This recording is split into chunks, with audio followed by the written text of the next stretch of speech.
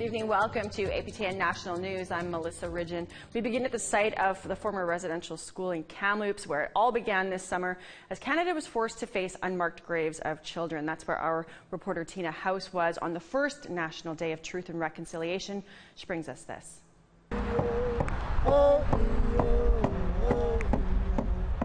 It's the dawn of a new day as Canadians honor the first Truth and Reconciliation Day, a federal holiday to remember all those that attended residential schools. Here in Kamloops to Sequepum, this honor song and ceremony is performed near the location where the 215 unmarked graves were discovered just 4 months ago. I'm thinking and praying for the young ones that went to this school, and also asking for them, your ancestors, to give us guidance and give us strength to continue the struggle that we're on today. No longer silenced, it's a day to reflect the strong resiliency of Indigenous people that survived genocide. The horrific discovery of the 215 children have now led to more unmarked graves being discovered across Canada. Meanwhile, the search continues to finally unearth the painful truth of what really happened. For survivors like Rose Miller, who attended here in 1949, it's taken her years to finally find the courage to share her horrific memories. Our peoples were so traumatized by this residential school, and a lot of our stories weren't heard before. They were told, but we were never believed. Cookbeat Chief Roseanne Casimir says there are only 15 documented deaths of children at the former residential school, but so far they have uncovered more than 215 unmarked graves here alone. We believe this is one such situation of mass human rights violations, and we are concerned it might reflect criminal behavior, including suggesting violations of humanitarian law and genocide. Lawyer Don Worms says that the handling of complete records is troubling. It has the applications for all of those students that had applied for the Common Experience payments. What is most troubling about this is that there is now judicial approval for the destruction of those records.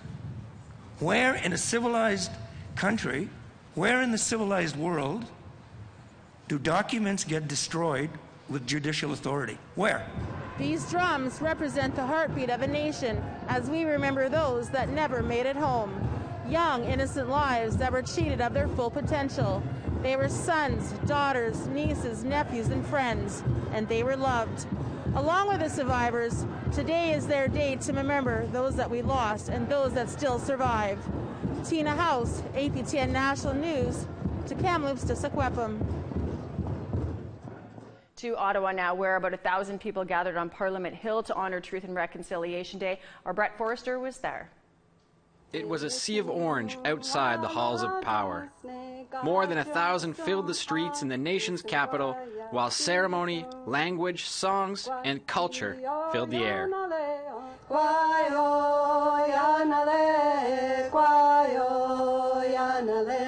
It was a day to remember the kids whose voices were silenced, to honor the survivors who made it home, and demand justice for those who never had any. From the moment those little ones went into the ground,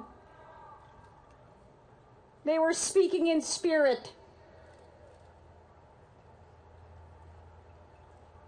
And they knew that to come a day that we would all hear their voices. Politicians looked on as elders and survivors addressed the crowd before leading a somber march that wound through the streets to Confederation Park. Last night, Centre Block's Peace Tower was turned orange. In front, a ceremony attended by Prime Minister Trudeau, whose speech was done behind a collection of empty shoes and teddy bears. It's harder to reflect on the truth.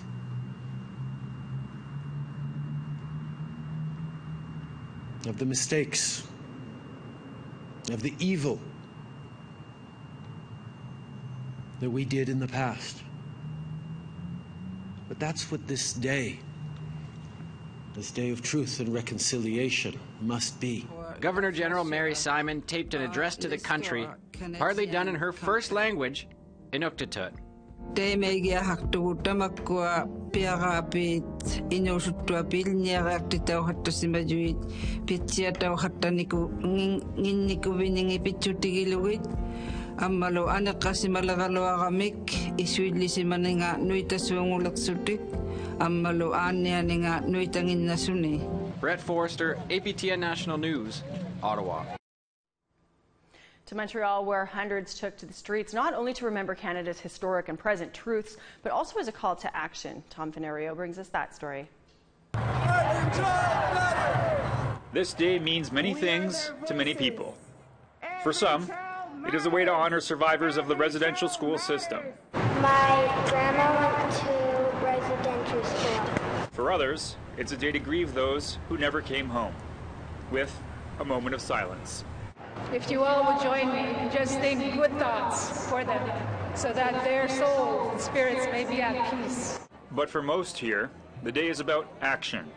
Or for Alan Gull of the James Bay Cree, specifically, the lack of it. It's sad to say that, I'm a First Nations person from Quebec because, our provincial government doesn't even recognize the day as a holiday.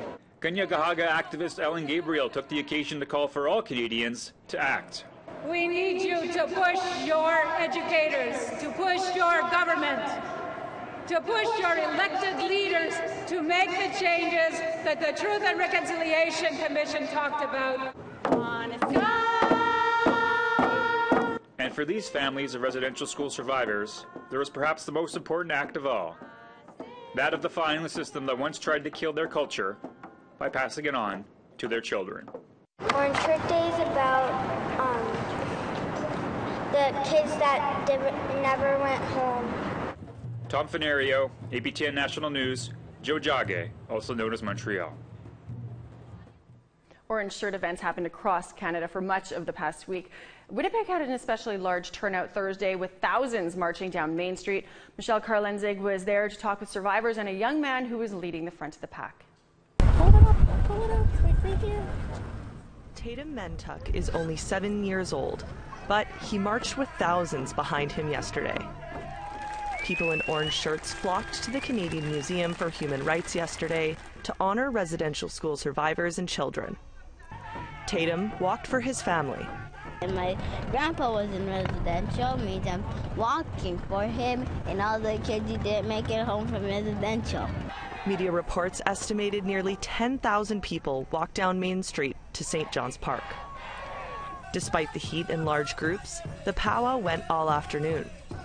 Lori Abraham helped marginalized people get to the powwow and was shocked at the turnout. Being witness to what is happening here today has really moved me to understand that our community and our nation is moving towards compassion and understanding, and that everyone here today, whether they're wearing an orange shirt or they're not, is supporting awareness and supporting moving forward. Survivors from residential schools and the 60 Scoop were there to tell stories. Marcel French, born in Roseau River, said he's proud to be a part of these events. This is just a part of a bigger picture of awareness and understanding of who I really am, and for the thousands of others that went through the same process. As marches and honorings took place across the country, many hope the momentum lasts. I hope that when they leave from here, that they can remember that in the following days, weeks, and have the understanding of what we as First Nations, Métis, of what we have lost and how we plan to regain it. Michelle Karlenzig, APTN National News, Winnipeg. Well, the new national holiday was marked in the north as well. In Whitehorse, people gathered to reflect on the legacy of residential schools and how the tentacles of those institutions still grip many today. Here's Sarah Connors from the Yukon. Today, hundreds of people gathered in downtown Whitehorse to honor residential school survivors and their families. The hurt that many of us have been living for lifetimes was brought back to surface this year. There were a handful of events, including this drum procession led by the Warrior Walkers for Healing Nations. The procession then marched to this healing totem pole at the Whitehorse Riverfront, where Chief Steve Smith of the Champagne-Ajiac First Nations led a prayer song.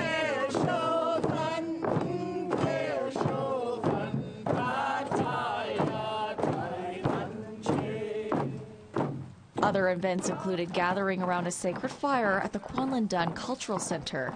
Councillor Jesse Dawson said today is a day to honor truth and build a path forward towards reconciliation. Despite what we have endured, I see a bright future.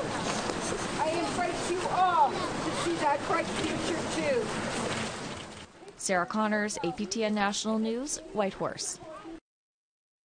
In other news this week, lots happening with the Métis Nation. The Manitoba Métis Federation left the Métis National Council, and the national organization then had to have an election to replace its president. Dennis Ward explains. For the first time in 18 years, the Métis National Council has a new president. And for the first time, MNC has elected a woman as its president. 3 candidates had put their name forward to replace Clément Chartier as the president of MNC.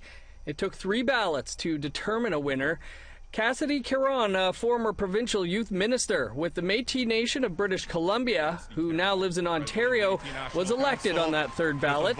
Caron's presidency comes just days after the Manitoba Métis Federation announced it was leaving the MNC over membership issues with the Métis Nation of Ontario.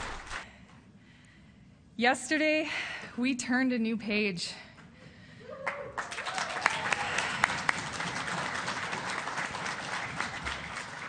And today, we begin a new era, one of accountability, of transparency, and of governing on behalf of the entire Métis Nation.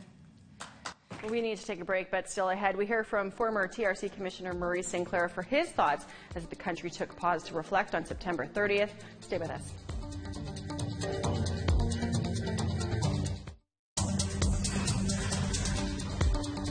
Welcome back. Queen's University Chancellor Maurice Sinclair is a former senator and chair of the Truth and Reconciliation Commission of Canada. I had the chance to sit down with him one-on-one about what the first ever Truth and Reconciliation Day means to both Indigenous and non-Indigenous people. Here's part of that conversation.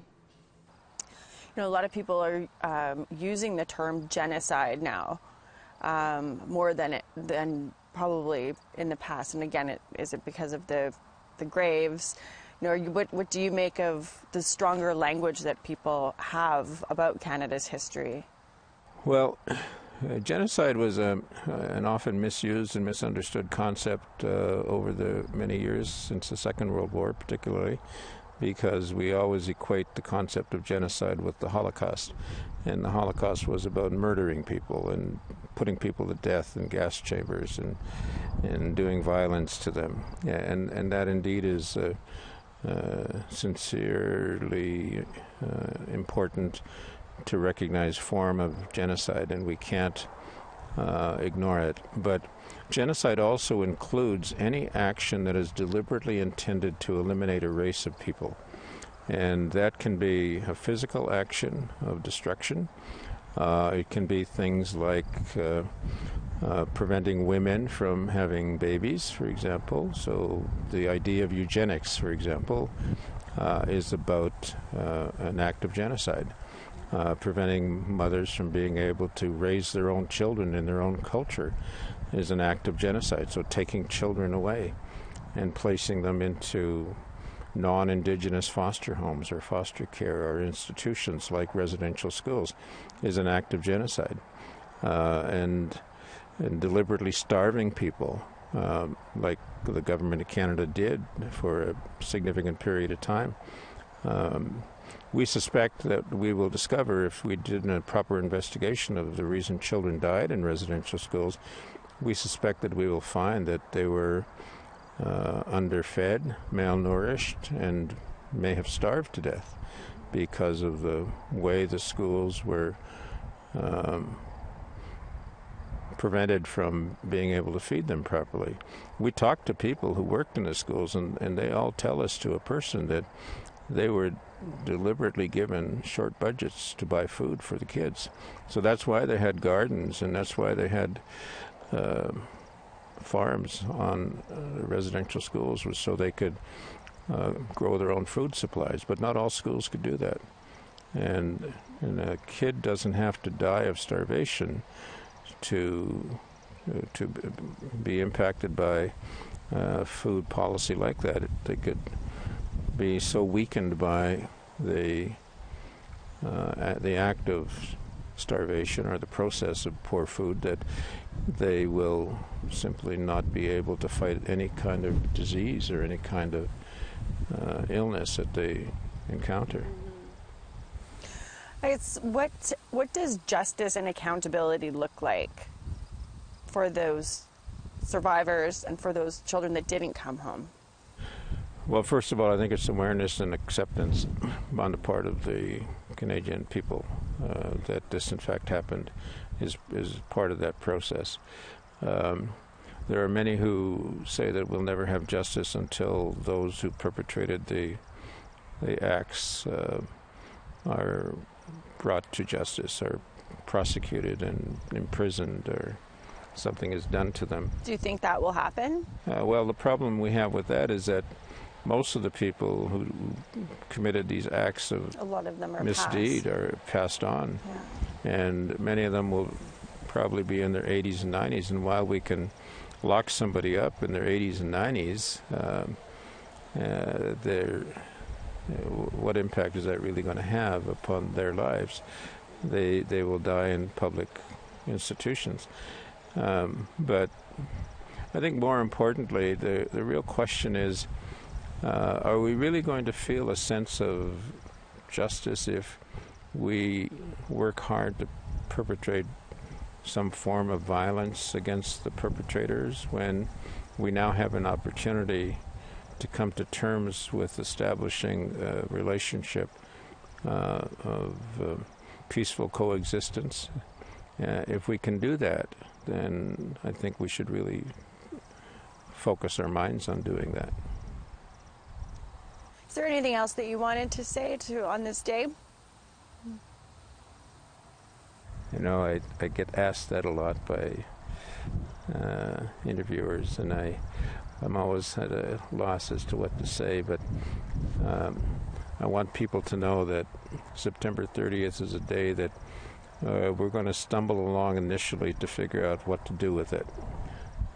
We may not get it right initially the first few times, but I think we will learn from our experience, and I think that we should not give up on ensuring that our days of honoring those who are involved in residential schools and our acknowledgement of the nature of the relationship between Indigenous and non-Indigenous people in this country has come to an end, must come to an end, and that we will recommit on September 30th to having a better relationship with each other.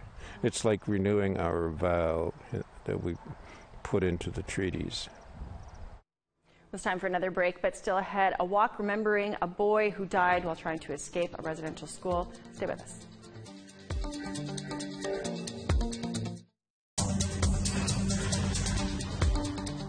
Welcome back. Dozens of people joined a walk that covered 100 kilometers in southern Ontario to remember a son, a brother, and a friend, a boy who never made it home from residential school. APTN's Elena McDougall has that story. That's Joey. His photograph is just the way he was, you know? He's a very handsome boy, The family of Rocky Commanda and the late Joe Commanda set out on August 25th to commemorate a journey decades ago that ended with only one brother returning home from residential school. Their sister Loretta organized a walk for Joe. I thought of all the trauma that, you know, a sudden death and no family members around. So I said, we have to bring him home. We have to lay him to rest with the family. Children who were forced to attend the Mohawk Institute sometimes followed train tracks to try and escape the school known as the Mush Hole due to brutal starvation conditions, and many tried to return to their communities. In September 1968, brothers Rocky and Joe Commanda set out on a 450-kilometer journey home. 50 kilometers out, older brother Rocky was apprehended by police, and Joey got away and continued. Doug George was a friend and protector of Joey at the Institute.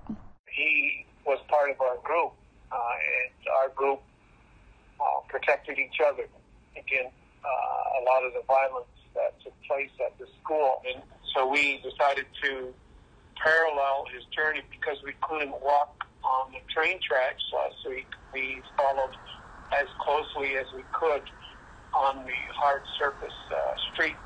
Joe's siblings were determined to set their brother's spirit free. Approximately 100 people joined them on roads and highways through the cities of Brantford, Hamilton, Burlington, Oakville, and Mississauga to Toronto, where Joe Commanda's escape came to a tragic end. He got hit by a train on number 3 track, right close to there. And that's the only safe spot we can get, close to the tracks. The family has trouble discussing the tragedy, but for Doug George, he knows why Joey ran rather than return to the Mush Hole. Joey's death was a direct result of the fear that he had that he would be victimized.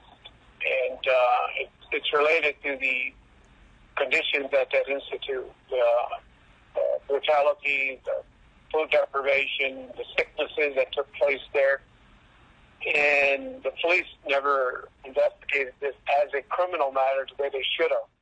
A coroner's report found no fault with the train driver and no recommendations were made. Survivors of the Mohawk Institute have declared the site a crime scene ahead of the possible discovery of unmarked graves there. 53 years have passed without justice or healing for the Commanda family. This walk is the first in the process of bringing the children's spirits home from the Institute. I felt that there's sickness in my stomach every time I thought about Joey or the residential school, that what could I have done to have saved Joey's life. But this weekend, at least we released him, and by releasing him, hopefully it'll release us. Just before arriving at the tracks, a cooling rain came down as the walkers pressed on.